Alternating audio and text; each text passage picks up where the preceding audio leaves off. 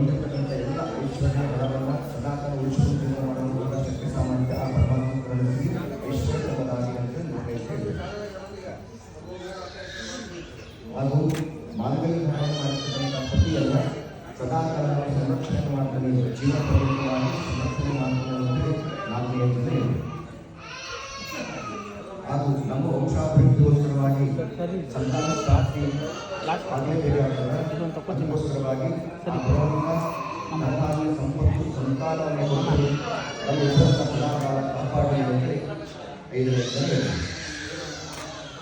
ಹಾಗೂ ಜೀವನದಲ್ಲಿ ಬರ್ತಕ್ಕಂಥ ಋತುಚಕ್ರದಲ್ಲಿ ಬರ್ತಕ್ಕಂಥ ಸಕಲ ದೋಷಾದಿಗಳನ್ನು ಭಗವಂತ ದೋಷ ನಿವಾರಣೆ ಮಾಡಿ ನಮ್ಮಿಬ್ಬರು ಹಿಡಿಲಿ ಎಂದು ಆಜ್ಞೆಯಿಂದಲೇ ಇದೆ.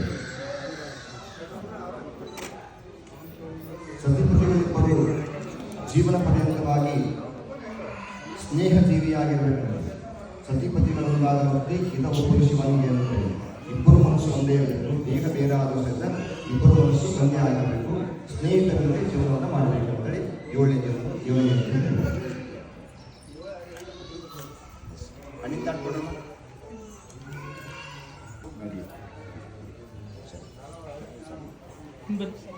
ಸ್ವಲ್ಪ